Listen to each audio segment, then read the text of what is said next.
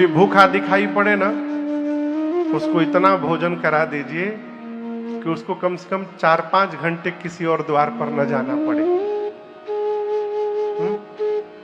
और एक बात कहें,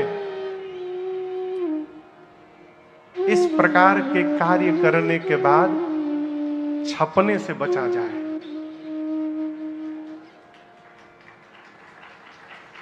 आप समझ रहे मेरी बात को? लोग दान भी इसलिए कर रहे हैं कि जगत जाने कि हम दानवीर कर्ण के बाबूजी हैं।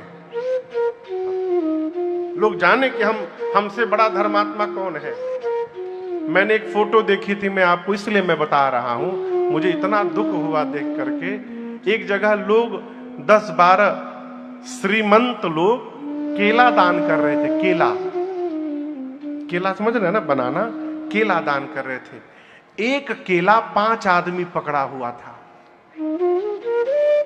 केला कितना है? एक। और उसी एक केले को 5 आदमी पकड़कर जिसको दान दिया गया उसके मुख के पास लगाया गया है और फोटो खींचकर उसको फेसबुक पर पोस्ट भी किया गया। इतना दान न दे दीजिए कि कोई उस दान के दबाव से दब के मर जाए वहीं पर। इससे अच्छा न दीजिए। और आप एक से बात कहूं आपको, आप किसी को दान देकर यदि उसको फोटो छपवा रहे हैं तो आप दान नहीं दे रहे हैं, सामने वाले की इज्जत की धज्जियां उड़ा रहे हैं।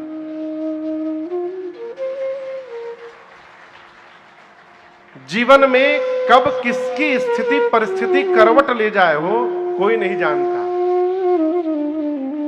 यदि वो दान ले रहा है तो उसके जीवन की स्थिति वैसी हुई होगी कि उसको मजबूरन लेना पड़ रहा है। और आप जगत में बता रहे हैं कि देखिए इनकी हालत बिगड़ गई है, हम इनको दान दे रहे हैं। इस प्रकार के कर्म से अच्छा है न किया जाए। दान दीजिए। कहा गया है कि दाहिना हाथ दे तो बाएं हाथ को न पता चले। वर्तमान में क्या है, आदमी देता बाद में है, प्रचार पहले हो जाता है। इसलिए ये दान कलिकाल में प्रगटचारी पद धर्म के, गोस्वामी जी मानस में कहते हैं, प्रगटचारी पद धर्म के कलिमहु एक प्रधान, जेन केन विधि दीने दान करे कल्याण। धर्म के 4 पद हैं। पद मने पांव। कितने पांव हैं? 4। जोर से बोलिए। 4। चौकी देखें, चौकी में 4 पाए होते हैं। उसी प्रकार धर्म के 4 पांव हैं। क्या है?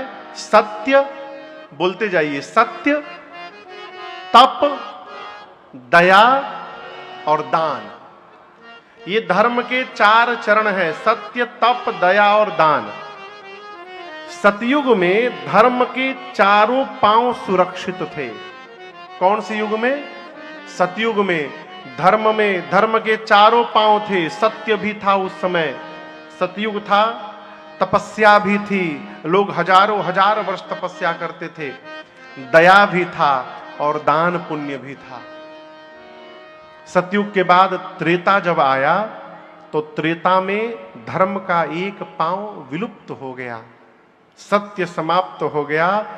तप, दया और दान, धर्म केवल 3 पांव पर खड़ा रहा त्रेता में। त्रेता के बाद द्वापर युग आया। द्वापर में आते आते एक पांव और समाप्त हो गया, तपस्या का। सत्य तप समाप्त हो गए, दया और दान बचा रहा। अभी हम और आप जिस युग में हैं ये कलयुग है। कलिकाल में गोस्वामी जी कहते हैं, प्रगटचारी पद धर्म के परंतु कलिमहु एक प्रधान। कलिकाल में केवल एक ही प्रधान पांव बचा है। क्या? दान।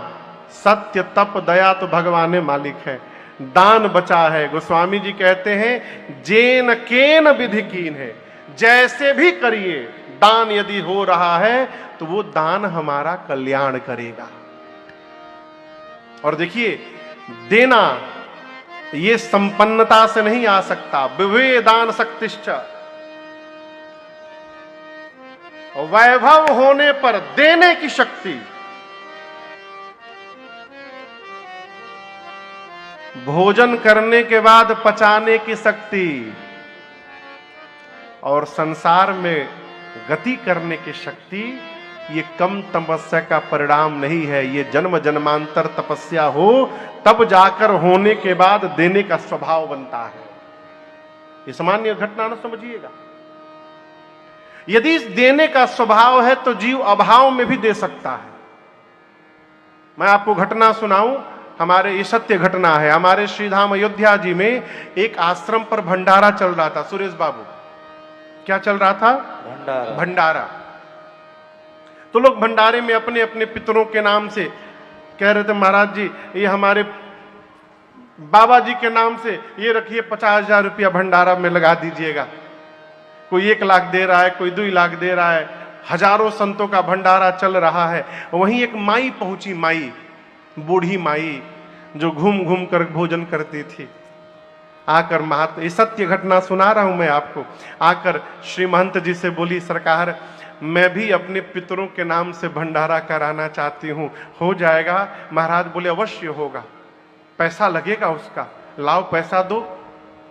तो माई अपने साड़ी के यहां गांठ में से खोल करके और 5 रुपए का सिक्का निकाल करके महात्मा जी के हाथ में रख दी। महात्मा जी बोली ये क्या है? बोली महाराज मेरे पास कुल संपत्ति के रूप में यही 5 रुपया है। महात्मा जी लिए, बोले ठीक है, तुम्हारे पितरों के नाम से भी भंडारा होगा। तो महंत जी के शिष्य पीछे खड़े थे। शिष्य हंसने लगे, कहे महाराज 5 रुपए में कौन सा भंडारा होगा? महाराज बोले 5 रुपए में ही भंडारा होगा माई का। जाओ और इस 5 रुपए का रामरस लेकर के आओ। रामरस समझते हैं? साधु शाही में नमक को रामरस कहते हैं। क्या व्यास जी? नमक को क्या कहते हैं? रामरस। रामरस। महात्मा जी ने कहा ये 5 रुपए ले जाओ और 5 रुपए का रामरस लेकर आओ, और भंडारे में जितनी सब्जियां बनी है और जो जो दाल बना है उन सब में उस राम रस को डाल दो। उन सब्जियों में माई का भी नमक चला जाएगा और माई के नाम का भंडारा हो जाएगा। ये क्या है? देने का स्वभाव है। स्वभाव रहेगा अभाव में भी निकलेगा, स्वभाव नहीं रहेगा फिर तो भगवान ने मालिक है। और देखिए जो जितना दबा के रखता है भगवान उसके लिए ऐसी व्यवस्था बनाते हैं, एक ही झटके में निकल जाते हैं। एक ही झटके में। एक सेठ जी थे,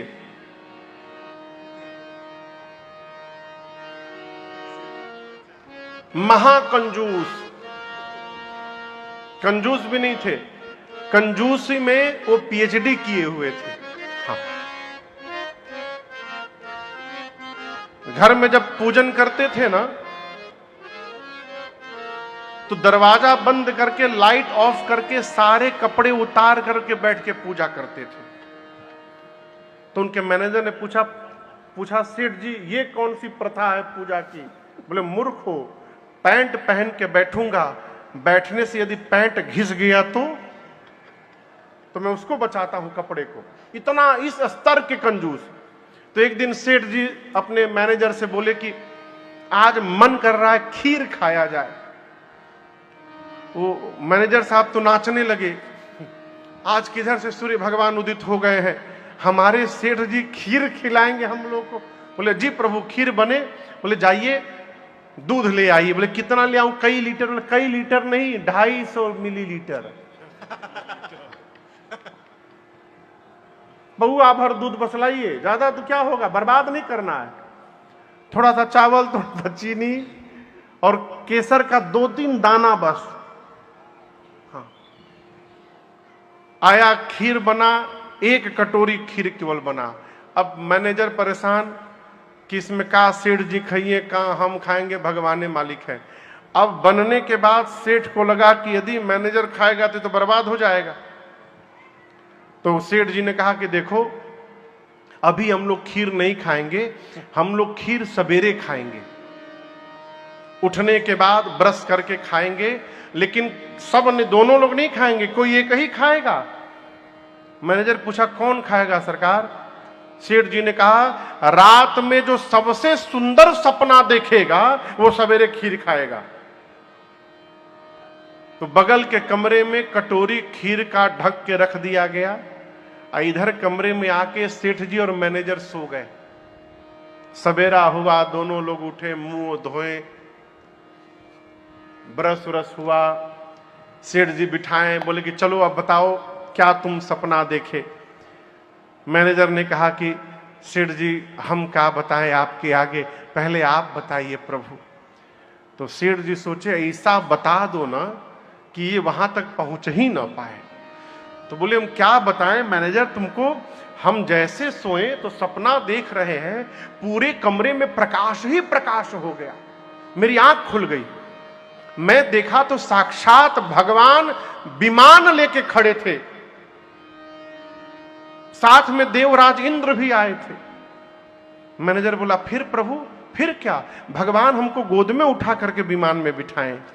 फिर गाड़ी विमान गया इंद्रलोक, भगवान हमको और इंद्र, पूरा इंद्रलोक का दर्शन कराए। वो बाग, ये मेवा पकवान, ऐसा खाना वैसा खाना, वो मैंने सेठ अपने जाने में जितना बना सकता था बनाया। सुनाने के बाद बोला अब इससे सुंदर सपना ये क्या सुनाएंगे? बोले मैनेजर अब तुम सुनाओ। मैनेजर हाथ जोड़कर बोला सरकार, गरीब आदमी का सपना भी गरीब होता है। आपके सपने में तो भगवान आ गए थे, इंद्र आ गए थे। मेरे सपने में काला कलूटा मोटा तगड़ा आदमी पहलवान जैसा आ गया। बोला फिर? बोला आपको भगवान गोद में उठा के बिठाए थे ना, हमको आ करके मारा एक डंडा, मैं अपने आप उठ के बैठ गया। सेठ जी बोले फिर हमको फिर एक डंडा मारा। बोला जल्दी उठो तुम। मैं उठ गया। सेठ जी मैं उठ गया, फिर आगे बोलो आगे बोलो, फिर एक डंडा मारा। बोला बगल के कमरे में चलो। मैं जा नहीं रहा था सेठ जी, मैं बिल्कुल नहीं जा रहा था, वो मुझे लगा मारने, मुझे जाना पड़ा बगल के कमरे में। सेठ जी बोले फिर क्या हुआ? फिर एक डंडा मारा। बोला जल्दी कटोरी उठाओ, अब पूरा खीर खा जाओ। मैं खा नहीं रहा था सेठ जी। बोला मार डालूंगा नहीं खाओगे तो मुझे मजबूरी बस खाना पड़ा। सेठ बोले तुम खा लिए, अब मरता क्या ना करता, मैं खा लिया। सेठ जी दौड़ कर गए कमरे में, जाकर प्लेट हटाए तो खीर खाली कटोरी, वो सारा रात को खा चुका था।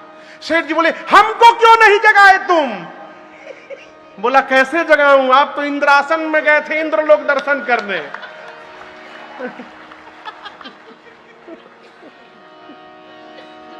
रहते तब न जगाते, आप तो इंद्रलोक के भ्रमण में थे। ये क्या है? जो बहुत बचाता है ना, फिर भगवान ऐसी रचना बताते हैं कि सब बचा बचाया एक ही बार में सीताराम हो जाते हैं। इसलिए देने का स्वभाव बनाइए। कहीं भी जाइए ना, थोड़ा दे करके आइए। कितना दे महाराज? भगवान ने आपको जितना देने लायक बनाया है उतना दे करके आइए। फोकट में नहीं करना चाहिए। भंडारा तो बिल्कुल नहीं खाना चाहिए। बात बहुत कड़वी है लेकिन हम मीठा बोलेंगे नहीं, जो है सो बताएंगे।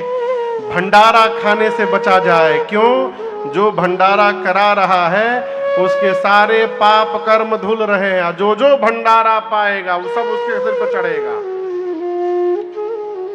यदि महाराज खाना पड़े तो खाइए, लेकिन यदि 50 रुपए का खा रहे हैं तो 100 रुपया निकाल कर किसी मंदिर में दान पेटी में डाल करके आइए। यदि खाना पड़ रहा है तो खाइए, कोई बात नहीं, भंडारा खाइए, लेकिन जितना खा रहे हैं उससे थोड़ा अधिक का धन निकाल करके और दान पेटी में डाल करके आइए। फोकट का खाइएगा, न जाने किस किस कमाई के अन्न से आया है, भगवान मालिक है। मति कब बावली हो जाएगी कोई भरोसा नहीं। इसलिए बहुत सावधान रहना चाहिए। देते रहिए, मांगने वाले आते गए।